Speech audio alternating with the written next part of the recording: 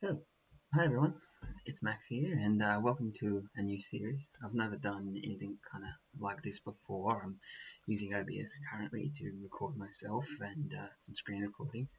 I'm going to use DaVinci Resolve to pull all this together, and I don't have a mic or any proper setup, so the audio is probably terrible. But what are we doing here?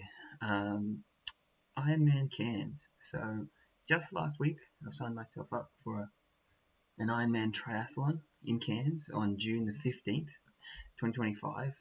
So right now that's 35 weeks away.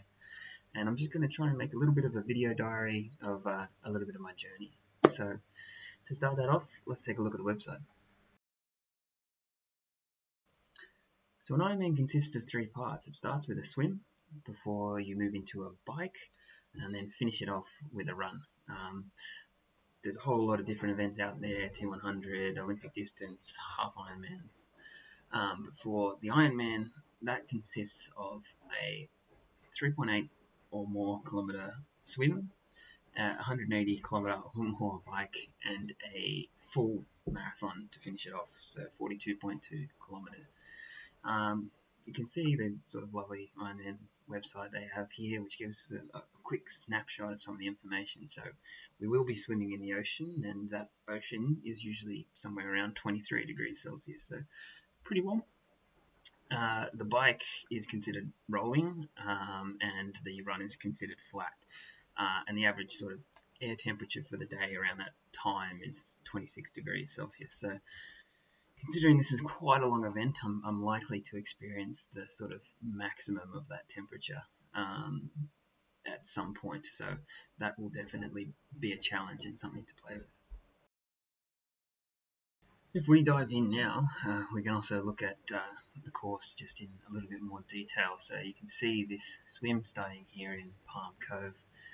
Start and finish spot are a little bit further away from each other, but it's sort of a two loops kind of system before you exit. 3.8 kilometers all up, as I said, and you get to choose which sort of estimated time you had, and I think that's partially for seating for the swim, obviously, so everyone's not swimming on top of each other, but also spreads people out throughout the whole course and the whole day. So I've chosen the 1 hour 5 to the 1 hour 16 minutes, and that's kind of based on what I'd like to do. I might have to push that back depending on how I go, probably more likely the 1 hour 16. But yeah, that's sort of how the swim works before you move into T1, which is for transition, which is where you will put your helmet on, take your wetsuit off, get the bike out, and clip in and head out. And when we look at the bike, you can see down the bottom a bit of the course elevation.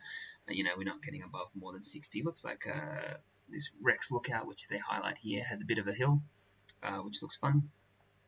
But overall, just kind of rolling terrain, as they said, so nothing too much to worry about. Something that is confusing somewhat to me is that I believe there's a turnaround at T1, roughly, as you do this north end twice before you head down south, is how I understand it. And then as you make your way all the way down to south, you make your way into T2, park up your bike, take your helmet off, put on some running shoes, grab any snacks and things you need, water bottles, and head out on the run course.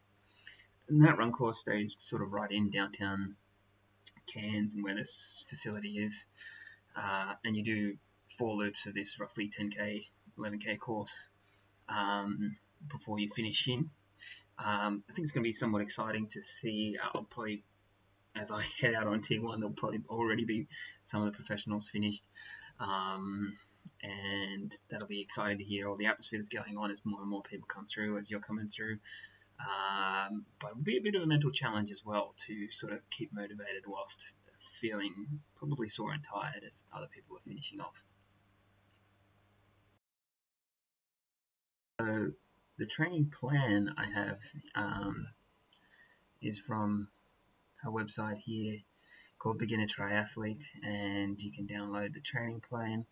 I've come and converted it all into sort of metric units and things like that that I understand a bit better, and put it into my own timeline. You can see that that plan is, I think it's a 20-week plan.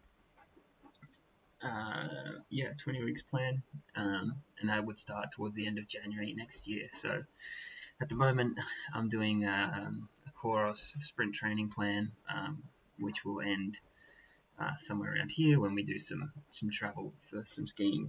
Hopefully, I don't get hurt. I've just gone and moved myself to a different side because I just found this page in the Coros app, which lets us have a little bit of a closer look at my training from last week. So we can see on the right side a total time of 7 hours and 9 minutes. I think the planned time was 8 hours, so I'm not sure what happened to that one. Oh, yes, I do actually. Total distance of 107 kilometers. Train load was 604. Not actually sure what train load means. If we look at the run specifically, that was 4 hours and 46 minutes of running for 48 Ks, and not very much elevation gain here in London. The bike was an hour and 46 minutes and 57.16 Ks, which is, I don't know, I have no idea of that, how good that is. And for swimming, just 36 minutes of swimming and 1.5 Ks. So yeah, we had quite a good session this week. Monday is usually my rest day. Tuesday I had a pool swim. On the plan was this 2x100 and 1x200 swim, and I added on an extra 300 meters. I was trying to test out an elbow which felt a bit sore, and ended up probably pushing it too hard. And then I had an aerobic run in the afternoon. I had a threshold session on Wednesday before another swim on Thursday. The arm was fine by then. And then this stride session on Friday. I moved, originally it was on Thursday, and I moved it over to Friday as I had Friday off, and just wanted to do something with that day. And I also did a gym session, which isn't in here. And then on Saturday, I was supposed to have this long 1 hour, 10-minute bike ride, but basically a half an hour in, I just wasn't mentally feeling it at all. And you can see on Sunday, there was supposed to be a 25-minute bike ride that would be a brick session with a much smaller run, but I decided to make that a large bike with a large gap and also a large run, with this small run here on Sunday. So this is the Coros sprint triathlon plan for beginners. It's a 12-week plan, but I've also put in an advanced running for a half marathon because that's roughly where my fitness was, and I'm just trying to see if I can do the 2 hour. I think I dropped one of the runs from the advanced run plan, so sometimes the runs don't perfectly work out.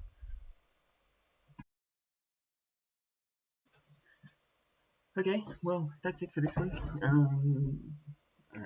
We might keep playing with this format and see what works and what doesn't work. Maybe I can show the plan for the week ahead at this time or not. It's very similar to last week, to be honest, at this stage. And yeah, we'll see how long I can keep this up. That's it for now.